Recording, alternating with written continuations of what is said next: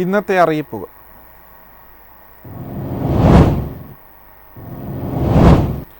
സംസ്ഥാനത്തെ ഗ്രാമപഞ്ചായത്ത് ഓഫീസുകളിൽ ഏപ്രിൽ 10 വരെ പൊതുജനങ്ങൾക്ക് സേവനങ്ങൾ തടസ്സപ്പെടും.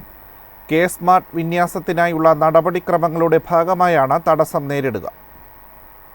പഞ്ചായത്തുകളിലെ സേവനങ്ങൾ കൂടുതൽ കാര്യക്ഷമമാക്കുന്നതിനും പൊതുജന കേന്ദ്രീകൃതമാക്കുന്നതിനും നടപ്പാക്കുന്ന പുതിയ സോഫ്റ്റ്വെയർ സംവിധാനമാണ് കെ-സ്മാർട്ട്. ഇതുവരെ ILGMS, സേവന, സഞ്ജയ, സകർമ്മ സുലേഖ എന്നിങ്ങനെ വിവിധ സോഫ്റ്റ്വെയറുകളുടെ സഹായത്തോടെയായിരുന്നു പഞ്ചായത്ത് ഓഫീസുകൾ പ്രവർത്തിച്ചിരുന്നത്. ഈ സംവിധാനം ഒഴിവാക്കി നടപ്പാക്കുന്ന ഏകീകൃത സോഫ്റ്റ്വെയറാണ് കെ-സ്മാർട്ട്. മുനിസിപ്പാലിറ്റികളിലും കോർപ്പറേഷനുകളും 1 വർഷം മുൻപ് കെ-സ്മാർട്ട് നടപ്പാക്കിയിരുന്നു. അപ്പോഴുണ്ടായ പോരായ്മകൾ പരിഹരിച്ചാണ് സംസ്ഥാനത്തെ മുഴുവൻ ഗ്രാമപഞ്ചായത്തിലും പുതിയ സോഫ്റ്റ്വെയർ നടപ്പാക്കുന്നത്. News desk MyFin TV. Water metro ഏലൂരിലേക്ക് പുതിയൊരു സർവീസ് കൂടി ആരംഭിക്കുമെന്ന് വ്യവസായ മന്ത്രി P. രാജീവ്. പുതിയ സർവീസ് അടുത്ത തിങ്കളാഴ്ച മുതൽ ആരംഭിക്കും. ഏലൂർ ചേരാനെല്ലൂർ റൂട്ടിൽ ഹൈക്കോടതി ജംഗ്ഷനിലേക്കുള്ള കണക്ടിവിറ്റി വർദ്ധിപ്പിക്കുന്നതിന്റെ ഭാഗമായാണ് ഒരു ബോട്ട് കൂടി സർവീസ് ആരംഭിക്കുന്നത്. കൊച്ചിൻ ഷിപ്പ്യാർഡിൽ നിന്ന് ചൊവ്വാഴ്ച ലഭിച്ച 19ാമത്തെ ബോട്ടാണ് ഏലൂർ റൂട്ടിൽ സർവീസ് നടത്തുക. ഇതോടെ എറണാകുളത്തേക്ക് ഏലൂരിൽ നിന്ന് നേരിട്ടുള്ള കണക്ടിവിറ്റി വർദ്ധിക്കുമെന്ന് മന്ത്രി P. രാജീവ് അറിയിച്ചു. കൊച്ചിൻ ഷിപ്പ്യാർഡിൽ നിന്ന് ഇനി 4 ബോട്ടുകൾ കൂടിയാണ് ലഭിക്കാനുള്ളത്. വാട്ടർ മെട്രോ ഏലൂർ ടെർമിനൽ മുഖ്യമന്ത്രി പിണറായി വിജയൻ കഴിഞ്ഞ വർഷം മാർച്ച് 14-നാണ് ഉദ്ഘാടനം ചെയ്തത്.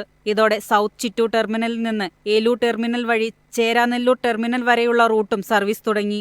ഏലൂരിൽ നിന്നും നേരിട്ട് എറണാകുളത്തേക്ക് ടിക്കറ്റ് എടുക്കുന്നതിനുള്ള സൗകര്യം ഏർപ്പെടുത്തുന്നതിനുള്ള സാങ്കേതിക മാറ്റം പരിഗണനയിലാണെന്നും P. രാജീവ് പറഞ്ഞു. News desk MyFin TV. സംസ്ഥാനതല കാലാവസ്ഥാ ദുരന്തങ്ങളുടെ തയ്യാറെടുപ്പുകൾ വിലയിരുത്തുന്നതിനായി മോക്ക് ഡ്രിൽ സംഘടിപ്പിക്കും.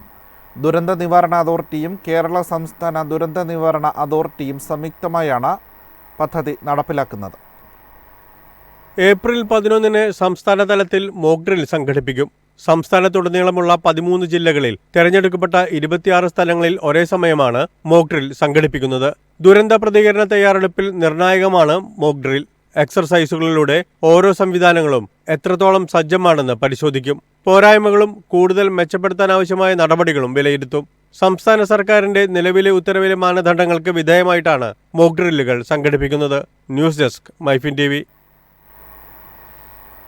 ഒമാനിൽ നിരവധി അധ്യാപക ഒഴിവുകൾ. സ്ത്രീകൾക്കും പുരുഷന്മാർക്കും അപേക്ഷിക്കാം. 3 വർഷത്തെ പ്രവൃത്തി പരിചയമാണ് ആവശ്യം. തിരഞ്ഞെടുക്കപ്പെടുന്നവർക്ക് പ്രവൃത്തി പരിചയത്തിൻ്റെ അടിസ്ഥാനത്തിൽ 300 മുതൽ 350 റിയാൽ വരെയാണ് ലഭിക്കുക. താമസം സൗജന്യമായിരിക്കും. വൈസ് പ്രിൻസിപ്പലിന് 500 റിയാലാണ് ശമ്പളം. സംസ്ഥാന സർക്കാർ സ്ഥാപനമായ ഒഡെപെക് വഴിയാണ് നിയമനം. ആകെ 10 ഒഴിവുകളാണുള്ളത്. വിവിധ വിഷയങ്ങളിലെ അധ്യാപക തസ്തികകളിലേക്കാണ് അപേക്ഷ ക്ഷണിച്ചിരിക്കുന്നത്.